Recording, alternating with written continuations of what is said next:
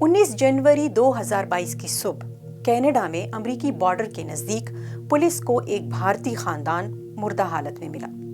ये लोग सख्त सर्दी की वजह से ठिठर कर मर गए थे। जगदीश पटेल अपनी बीवी, 11 साला बेटी और 3 साला बेटे समेत गैर कानूनी तौर पर अमेरिका जाने की कोशिश कर रहे थे। उस रात तेज हवाओं और बर्फ गिरने की वजह से टेम्परेचर -38 सेंटीग्रेड तक गिर गया था। यह कनाडा के सूबे मैनिटोबा का इलाका एमर्सन था, जहां सर्दियों में टेम्परेचर 0 से कई डिग्री तक कम हो जाता है। इंसानी स्मगलरों का एक ग्रुप गैर कानूनी तौर पर अमेरिका पहुंचने में इनकी मदद कर रहा था। इस ग्रुप का एक मेंबर कनाडा में हर्ष कुमार पटेल था और अमेरिका में स्टीव शेन नामी शख्स दूसरा स्मगलर था। इन दोनों स्मगलरों ने उस रात 11 भारतीय इमिग्रेंट्स के एक ग्रुप को सरहद पार कराना था, जिनमें जगदीश पटेल और उनका खानदान भी शामिल था। इन दोनों स्मगलरों के खिलाफ अमेरिकी अदालत में मुकदमा शुरू हो चुका है। इन पर इल्जाम है कि ये एजेंट्स इंसानी स्मगलिंग का एक नेटवर्क चला रहे थे।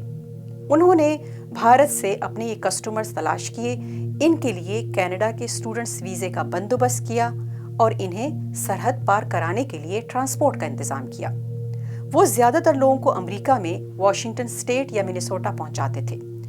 इन दोनों ने अदालत में कहा है कि वो बेकसूर हैं। लोकल रिपोर्ट्स के मुताबिक 39 साला जगदीश पटेल और उनकी बीवी भारतीय रियासत गुजरात के एक गांव में स्कूल टीचर थे। इस खानदान के माली हालात इतने बुरे नहीं थे, लेकिन बेहतर फ्यूचर की तलाश में उन्होंने अमेरिका जाने का सोचा। वो 12 जनवरी के आसपास कनाडा पहुंचे। इसके बाद वो मैनिटोबा के सूबे आए। आमतौर पर स्मगलिंग नेटवर्क्स इसके लिए भारी फीस वसूल करते हैं, जो $90,000 तक हो सकती है, जो पाकिस्तानी रुपयों में तकरीबन 2 करोड़ 52 लाख रुपए बनते हैं।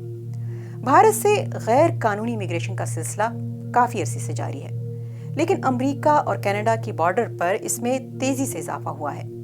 अमेरिकी कस्टम्स और बॉर्डर प्रोटेक्शन ने इस साल सितंबर तक 14,000 से ज्यादा भारतीयों को कनाडा की सरहद पार करके गैर कानूनी तौर पर अमेरिका दाखिल होने के इल्जाम में गिरफ्तार किया है। इस सरहद पर होने वाली तमाम गिरफ्तारियों में से तकरीबन 60% भारतीय हैं, जो 2 साल पहले की गई गिरफ्तारियों की तादाद से 10 गुना ज्यादा है। एक अमेरिकी थिंक टैंक प्यू रिसर्च सेंटर के मुताबिक सन 2022 तक 7,25,000 से ज्यादा भारतीय गैर कानूनी तौर पर अमेरिका में रह रहे थे। अमेरिका में मेक्सिको और एल सल्वाडोर के लोगों के बाद गैर कानूनी तौर पर रहने वालों में भारतीयों की तादाद सबसे ज्यादा है।